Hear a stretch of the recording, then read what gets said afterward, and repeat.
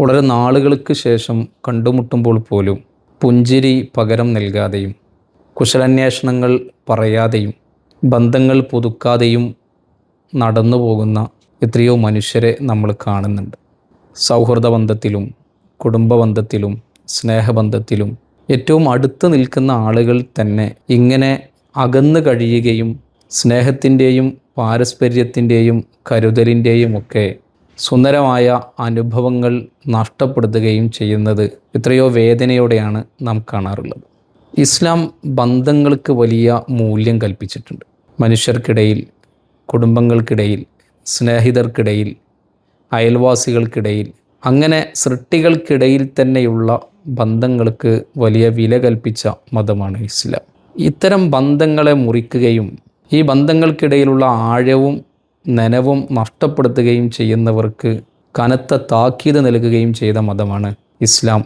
ഇമാം ബുഖാരി തങ്ങൾ റിപ്പോർട്ട് ചെയ്യുന്ന ഒരു ഹദീസിൽ തന്നെ അബൂ അയ്യൂബുൽ അൻസാരി റളിയല്ലാഹു അൻഹു പറയുന്നുണ്ട്, ഒരു അറാബിയായ മനുഷ്യൻ മുത്തുനബിൻ്റെ അടുത്ത് വന്നിട്ട് ഒരു ചോദ്യം ചോദിക്കുന്നു.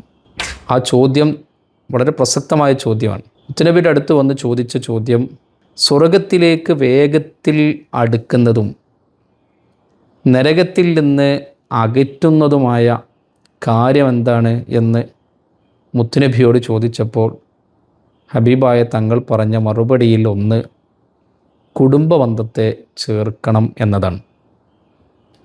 കുടുംബബന്ധം ചേർക്കുക എന്നത് സ്വർഗത്തിലേക്ക് നടക്കാനുള്ള എളുപ്പവഴിയാണ്. നമുക്കങ്ങനെ സ്വർഗത്തിലെത്താനുള്ള ബന്ധങ്ങളുടെ ആഴമുണ്ടോ? ഹബീബായ സല്ലല്ലാഹു അലൈഹി വസല്ലമയെ തൊട്ട് തന്നെ മറ്റൊരു ഉദ്ധരണിയിലുണ്ട്, അള്ളാഹു ദുനിയാവിൽ വെച്ചു തന്നെ കൊടുക്കുന്ന ഏറ്റവും വലിയ പ്രതിഫലങ്ങളിൽ ഒന്ന് കുടുംബബന്ധം ചേർക്കുന്നവർക്കാണ്. അപ്പോൾ കുടുംബബന്ധം ചേർക്കുക എന്നത്, നമുക്കിടയിലുള്ള ബന്ധങ്ങളുടെ ആഴം ഊട്ടിയുറപ്പിക്കുക എന്നത് ഏറ്റവും പ്രധാനപ്പെട്ട കാര്യമാണ്. ഈ നമ്മുടെ കൂട്ടത്തിൽ തന്നെ ചില ആളുകളെ കാണാറുണ്ട്. അവരിങ്ങനെ പറയും, ഞാൻ ആരുടെ വീട്ടിലും പോവാറില്ല, മറ്റാരും എൻ്റെ വീട്ടിലേക്ക് വരണമെന്നില്ല. ഇതൊക്കെ ഇങ്ങനെ അഭിമാനപൂർവ്വം പറയുന്ന ആളുകളെയും കൂടി നമ്മൾ പലപ്പോഴും കേൾക്കാറും കാണാറുമുണ്ട്. പൊതുവെ ലോകത്തിൻ്റെ സാഹചര്യങ്ങളിൽ തന്നെ ബന്ധങ്ങൾക്ക് ആഴം കുറഞ്ഞു വരുന്നതും നമ്മൾ കാണുന്നുണ്ട്. ഇവിടെ ഇസ്ലാം പല ഘട്ടങ്ങളിൽ, പല സന്ദർഭങ്ങളിൽ, പല സമയങ്ങളിൽ ധാരാളം ഓഫറുകൾ കൊടുക്കുന്ന കാണുന്നു. വിശുദ്ധ റമദാൻ ഓഫറുകളുടെ കാലമാണ്. അതിലെ തന്നെ ലൈലത്തുൽ ഖദർ അതിലേറ്റവും ശ്രേഷ്ഠമായ ദിനമാണ്. മാസങ്ങളിൽ തന്നെ മറ്റു ദിവസങ്ങളിലും മാസങ്ങൾക്കും വലിയ പ്രത്യേകതകളും പവിത്രതകളൊക്കെയുണ്ട്.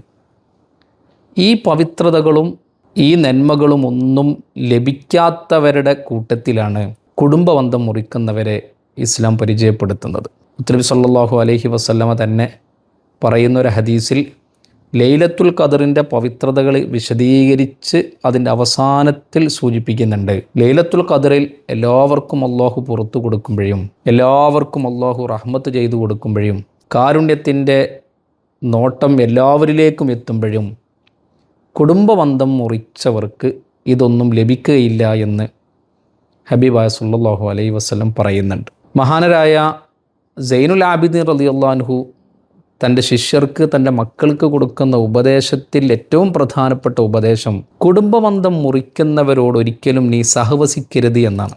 അത്തരം ദൂഷ്യ സ്വഭാവമുള്ള, അത്തരം മോശം സ്വഭാവമുള്ള ആളുകളുമായി നീ ചേരാൻ പാടില്ല. അതിന് മഹാനവറുകൾ പറയുന്ന കാരണം, വിശുദ്ധ ഖുർആനിൽ 3 സ്ഥലങ്ങളിൽ ശപിക്കപ്പെട്ടവരായി ഞാൻ അവരെ മനസ്സിലാക്കുന്നുണ്ട് എന്നതാണ്. ഖുർആനിൽ ശാപം ലഭിക്കപ്പെട്ട വിഭാഗമാണ് കുടുംബബന്ധം മുറിക്കുന്നവർ എന്നാണ് സൈനുൽ ആബിദീൻ റളിയല്ലാഹു അൻഹു പറയുന്നത്. മുത്തുനബി സല്ലല്ലാഹു അലൈഹി വസല്ലമ തന്നെ ഒരു സദസ്സിൽ ഇത് സൂചിപ്പിക്കുന്നുണ്ട്. ഈ കൂട്ടത്തിൽ കുടുംബബന്ധം മുറിക്കുന്നവരുണ്ടെങ്കിൽ ഈ സദസ്സിൽ നിൽക്കരുത് എന്ന് പറഞ്ഞപ്പോൾ ഒരാൾ ആ സദസ്സിൽ നിന്ന് ഇറങ്ങിപ്പോവുകയും അദ്ദേഹം തൻ്റെ ബന്ധത്തിൽപ്പെട്ട ഒരു സ്ത്രീയുമായി, അകന്നു കഴിയുന്ന ഒരു സ്ത്രീയുമായുള്ള ബന്ധം പുതുക്കി തിരിച്ചു വരികയും അങ്ങ് ഈ സംഭാഷണം നടത്തിയപ്പോഴാണ് അതിൻ്റെ ഗൗരവം എനിക്ക് ബോധ്യപ്പെട്ടത് എന്ന് ആ മനുഷ്യൻ തിരിച്ചു പറയുകയും ചെയ്തപ്പോൾ മുത്തുനബി പറയുന്നുണ്ട്, അള്ളാഹുവിൻ്റെ കാരുണ്യം കുടുംബബന്ധം മുറിക്കുന്നവരുള്ള സദസ്സിൽ, ആ കൂട്ടായ്മയിൽ അള്ളാഹുവിൻ്റെ കാരുണ്യമേ ഇറങ്ങുകയില്ല എന്ന്. അപ്പോൾ അതിൻ്റെ ഗൗരവം ഒന്ന് ആലോചിച്ച് നോക്കൂ നിങ്ങൾ. നമുക്കിടയിൽ നിസ്സാരമായ കാരണങ്ങൾ പറഞ്ഞ് വളരെ ചെറിയ വിഷയത്തിൻ്റെ പേരിൽ അകന്ന് കഴിയുന്ന മനുഷ്യരെ നമ്മൾ കാണാറുണ്ട്.